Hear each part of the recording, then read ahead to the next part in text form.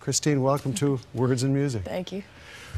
You've been on the scene for a few years now, and every time I turn around, you've kind of evolved, and you're kind of getting more mature in what you're doing. Can you tell us where it all started? I mean, did you started out as a child? I started into professional music when I was about 18 or 19. I played the trumpet all through junior high and high school and the marching band and all that. And when I got out of high school, I started working at the Savannah Bar and Grill. Mm-hmm. And how that happened was it was a Thursday night jam session, and I wanted to go in and play my trumpet, and but I was too young.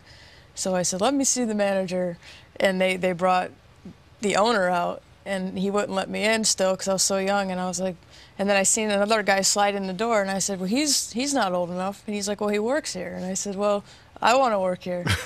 So I started the next day. He actually gave me a job the next day, and so for about 2 or 3 years while I was going to college, I'd come back on the weekends and summers and work there and jam with the various blues artists on, occasionally on the weekend they would let me come up and sit in with them, in their bands.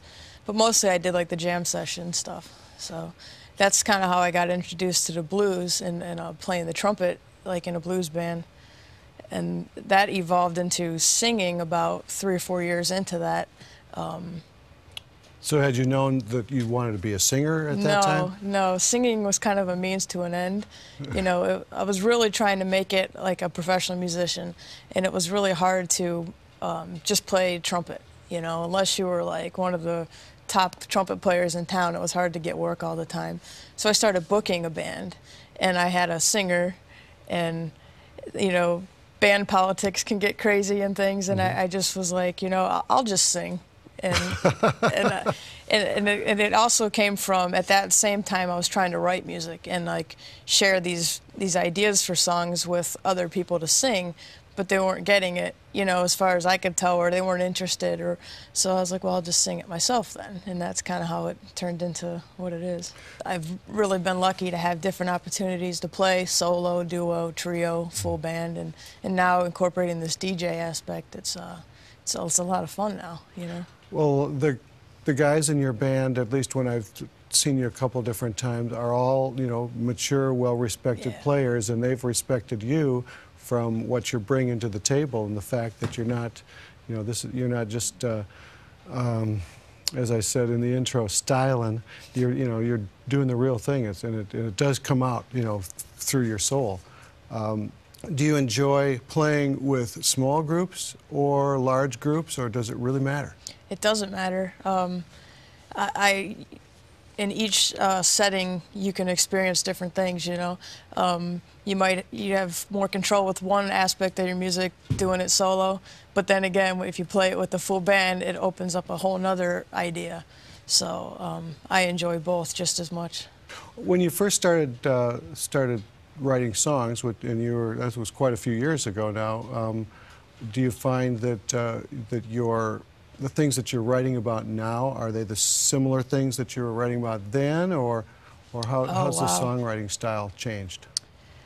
For me, songwriting first started just by using like poems that I had written as a child and even later on in life, and then putting them to music once I started learning how to play guitar.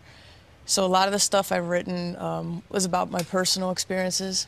But the songs that brought me to the table as a songwriter, the first ones I got out in front of people, had nothing to do with me because I was afraid to put that out yet. Oh, okay. So the first songs were, just things going on in life, in my family, like influences and stuff like that. So I try to, as far as my style and my topics, they're pretty much the same, except now I'm a little more confident about putting maybe truths about me, like, and not being afraid to put that out there at this point.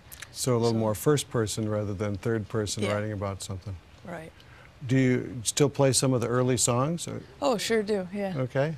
How does someone like yourself, who's a fairly low-key person, get out there and get your name about?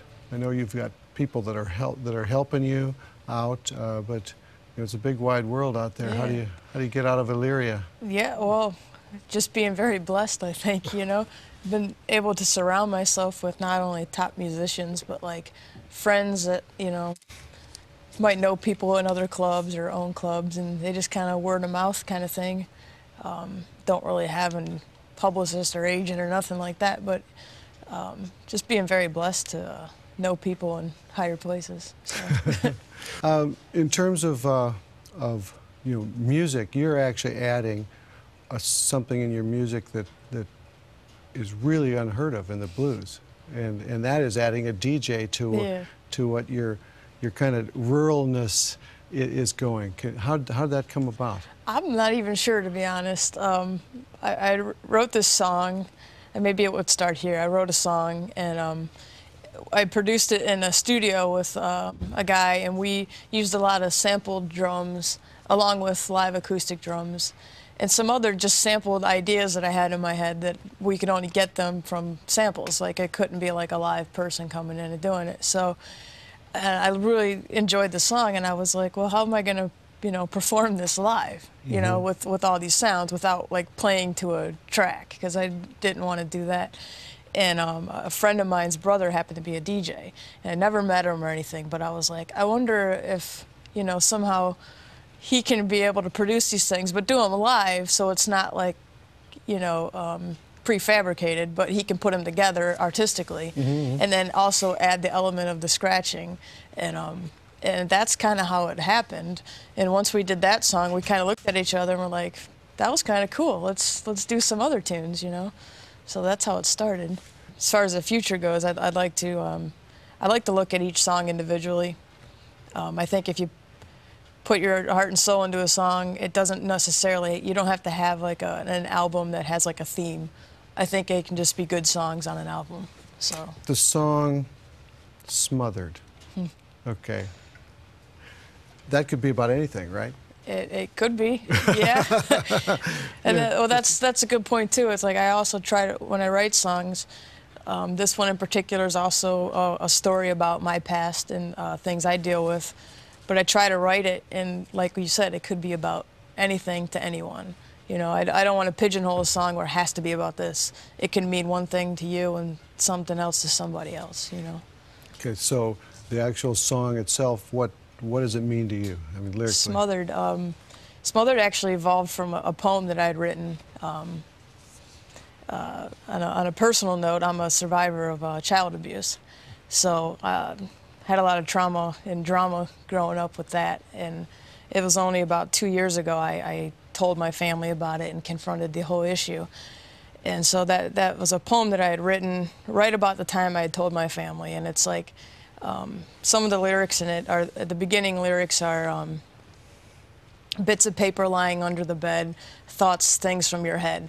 And that was because at that point I was just ranting and raving all these things in my head, and I was just so frustrated with the whole ordeal. And so those were the bits of paper crumpled up under the bed, you know. And then the basis of the song is it's basically I'm thinking about my abusers, and I'm wondering if they're thinking about me. So that's the basis of that song for me. But you know, if it could mean anything to somebody else and help them through, you know, any kind of turmoil, then that I succeeded, you know, if it helped somebody else. Kristine, it was really nice to have you come down and sit in with us, and really it was a pleasure trying to find out and getting to find out how you write songs and what they're about. Thank you. You're a lot deeper than I thought. No, seriously. How can the folks at home find you? KJBlues.com. KJBlues.com. Yep. Well, let's record together. Let's do it. Okay. Okay. I'm Tommy Wiggins, and you're watching Words and Music. We've been hanging out with singer, guitarist, and songwriter Kristine Jackson. Be sure to join us next time for another round of Words and Music.